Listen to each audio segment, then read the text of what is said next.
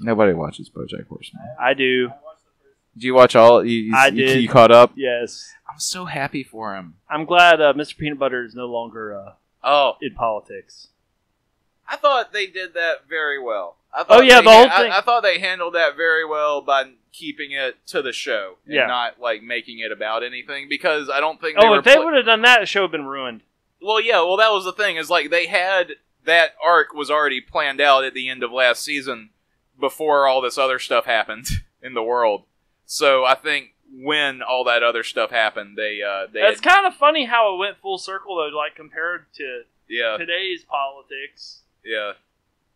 It was like, no. There's no way I could possibly handle this. Yeah, you're fine. Yeah. But I thought the whole like where Bojack is at the end of this season is the best he's ever been. Oh yeah, when he just at the end of the season, he's caring for his he daughter. Smiles. His sister. Yeah.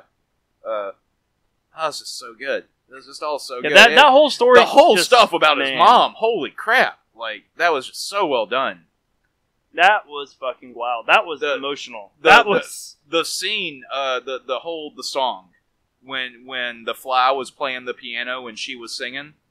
That was really like, to me, that really got me. I like that a lot. And that whole episode, and also the episode that ended with Beatrice's mom getting the lobotomy, was crazy rough. When she was like, "Well, I have half a mind," their dad is and a then piece trailed of shit. off. Oh, but what was his name? I can't remember for the life of me. It was some traditional horse name. But yeah, God, fuck him. He was the worst. Tony, you haven't watched any of these?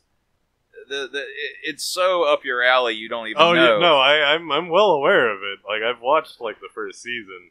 Well, then you need to keep on going. Yeah, because it only gets more good as it goes. Yeah, no, I'm a huge fan of existential, like, fucking nihilism. Well, it's not just that. It's just that I've never in my life seen a show depict depression in its most true state, right, as I have with BoJack Horseman. Right. There's nothing else on television that compares to what it feels like to have depression than BoJack.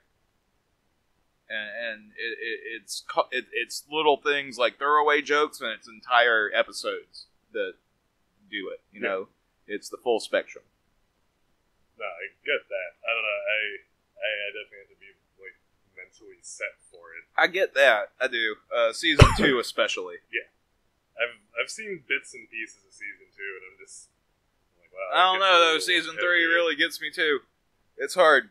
It's hard to pick which time. Apparently it gets progressively more. It's basically episode 11 of every single season will rip your heart out and stomp on it. But you'll come out better on the other side, I would like to think. It definitely is one of those shows that has like little lessons hidden in it. Yeah, it really does. And they are actually hidden, kind of. And you only catch them when like during the feel-good moments, you know? Yeah. I went back this morning. Actually, I watched the episode with Herb, where Herb had cancer, and Bojack went and tried to apologize, and he didn't, accept his apology and stuff. It's good. It's very good. It's so well done. Lately, here that's how life is. Yeah. People just die, and you don't get a chance. I've been on a kick of anti-depressing stuff because all I see on Facebook is people glorifying negative, and I'm tired of it. I talked about that the other day, didn't I? I would go as far as to say that, at some point mental illness was really, and depression, really romanticized and glorified through music and movies. Is that what you said? Oh, okay, because we have the same thoughts on this. It is. Yeah. Because we're so similar. And it's glorified in memes too much. It's just sickening how depression It's the cool thing to feel terrible. Why the fuck? Yeah, why is that something you're proud of? And also, if the fact that you can be proud enough on it to post it on Facebook is true, you're not actually depressed. Spoiler alert. I think part of that's just coming to terms with existential dread. But that could just people looking for attention, Well, speaking from someone who has so much like depression and anxiety that I wouldn't dare post anything like that on Facebook for fear of nobody caring, then I really do think that those, like, it's just not the same. It really can't be, because I can't do it and they can. So what's the difference? I get that it makes them feel better because they're shoving their depression in everyone's face. Maybe that gives them something, and then other people like it, and they'd be like, "Oh, I'm depressed too, blah blah blah. You should feel better." But is everybody really depressed, or are they just jumping on the bandwagon? Because again, to me, people that are actually depressed don't seem to do that sort of thing in the first place, to even put it out there. Because I've never, been able to. No, that makes sense. A lot of people, I think it is it's bandwagon jumping, and it's, like, more than anything, it's a cry for attention. I think it's a, notice me because I'm this. Notice me because I'm that. Like, for people that are using it in social media to... And then you have the people who just take it lightly, because humor's often a great way to get through things like that. Yeah. And if you just take it a step further and really broadcast it to everybody, when you see then it that's like different. every day from the same handful of people, it's like, wait. Yeah, it's like you just throw a constant pity party online. Just like, okay, that's fine. Unfollow. Yeah, I mean, there's definitely a difference between, like, trying to start the dialogue about it, because, like, to make it less, like, of a, what's it called, kind of like a taboo subject, is to, talk about it more. I get that. But again, like y'all said, at a certain point, it's just kind of like, I don't think you're really you're not contributing to the dialogue, you're just... And you're not making an effort to make it better, you're just continuously showing, making posts about... It's not seeking help. Yeah. Right. It's just not, it's not doing that. It's definitely the meme stuff. The outpouring of, like, the memes about it, it just kind of does feel a little fake. and, like, heavy-handed in a way. Extremely. But, like, I get that, like, it's at least the subject exists, and the fact that they're doing this is giving us a thing to talk about. It is nice that it is more in the public discourse. Yeah. I imagine. That is a bonus. But at the same time, anytime any subject that you have strong opinions about enters the public discourse, you usually get angry and offended because most of the public doesn't see it the same way that you do, and at the end of the day, everybody wants everyone else to feel the same way they do, and they don't, and they never will, and it's just hard to come to terms with that sometimes. I mean, it's definitely at least better than the people who just claim it doesn't exist. Like, well, that's very true. My dad, for example, he's one of those people who are more than happy to tell you that, like, you're not actually depressed. You just need to go outside more. Like, that is his answer for all things. Just like my mom's asthma. It's all in her head. It's interesting. After my dad died, I think that my mom started to talk more about the fact that he did suffer from depression for a lot of his life, and she never really knew how to handle it because she could never get inside his head in that way. Just because she didn't have it, she didn't understand it, and she always, like, now she'll say that you and him are so similar in that respect because you saw that side of him that I didn't get to see, and I didn't. I don't know if I didn't realize it at the time, or if I didn't want to see it for what it was, or if he didn't want to show it to me for what it was. But I do, in retrospect, looking back now that he's dead, I do remember a lot of things that in memory as a child seemed normal, but now that is something that a depressed person would be more apt to do than, say, a person that was operating at the regular levels. And I see a lot of myself in that.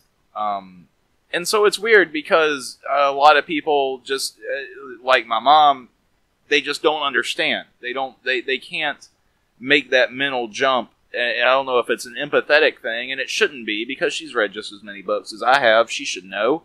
I I don't see why for some people it's easier to see through the minds of others than it is for other people. I think it's probably not even 100% just like, like, I don't know. Do you have a point? No, it's so the whole idea of trying to get into his head. It's like you don't need to get into the head. Like a lot of times, it's literally just communication. Like when you talk about generally how you feel or just like about depression with a person with depression, like that's usually enough. Like that's it doesn't even necessarily have to be directed toward the depression. You can just ask someone how their day went, and that would just make a world of difference. And again, it's not even necessarily. A lot of people won't be honest when you ask them that though. They're just gonna say, "Oh, it was fine," and then move on. I've gotten to the point where I'm too old for that bullshit. If I'm having a terrible day, I don't care who you are. Oh yeah, no, I'm gonna tell you, it's like, shit, everything sucks. Like I'll get a pack of cigarettes and I'll unload on the little shop owner lady next to my apartment. I will happily tell her about how horrible I'm feeling. Like, and she's pretty cool about it. Well, thank God for that. I notice most people I sometimes tend to do that with in my, roundabouts doing things and stuff. It's like they don't want to hear it, and it's totally obvious because, some people, they'll say, "How are you doing?" They just want "I'm good, then better." They want a short answer. Yeah. But I've always been one of those, I give long answers. Well, that's always what I assume that people want is a short answer, and so that's what I give. Because I just don't want to... again, I guess it just comes from that I don't want to inconvenience anybody. I don't want to take up any more of their time than I feel like I'm allotted, so I'm just going to give the shortest answer possible. Yeah. I mean, that's, a typical feeling of, anxiety and stuff. But, so I hear. Yeah. It's very normal. Yeah. I get that way with a lot of people, where I'm just I'm you know what? I'm not going to bother you with I've only got one half a pill of my anxiety medicine left. I'm going to have to go to an actual doctor next time. I'm nervous about that. My anxiety medication running out has not helped my anxiety about going to a doctor about my anxiety medication. It's a very vicious circle. What were you on? This thing that my dad was on that I took the rest of. Yeah. Lorazepam. It's real good. It works perfect for me. I don't know. It's the substitute for Ativan. It's an Ativan, yes. It's an anti-anxiety.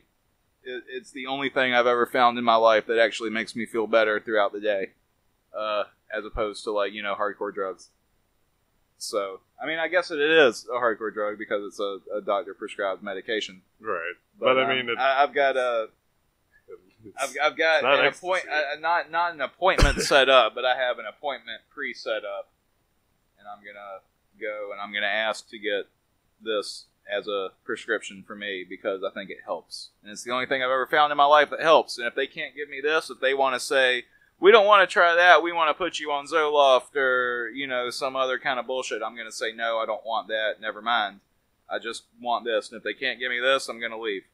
Yeah. Because this works, and this is the only thing, and just the fact that I'm able to be this honest out loud right now about anxiety, means that it's working, because I took a half this morning. I've been taking half pills for the last 8 days because I only had 4 left, and I wanted to make them last. And just to clarify, everybody has different reactions to different things, so don't take that as a recommendation for a particular one, because some medications affect people. Go see a doctor. Yeah, see a doctor if you can. See a doctor. Don't take this as a recommendation. Just as a disclaimer. And try not to make a habit of taking your deceased relatives' medications after they're gone. Yeah. It may have worked well in this instance, but that doesn't necessarily mean it'll work for you. It's case-by-case basis is what we're trying to tell you. Yeah. Again, disclaimer. Yeah, so I need a team of those kinds of people to follow me around pretty much all day, every day, as I talk to people, just to make sure nobody gets the wrong impression. I mean, it does help with a lot of liability things. All right. Yeah, same. All I had was a burrito. All right, we're going to go get food. Everybody say goodbye. See you later, guys. I like food. Later, Tater.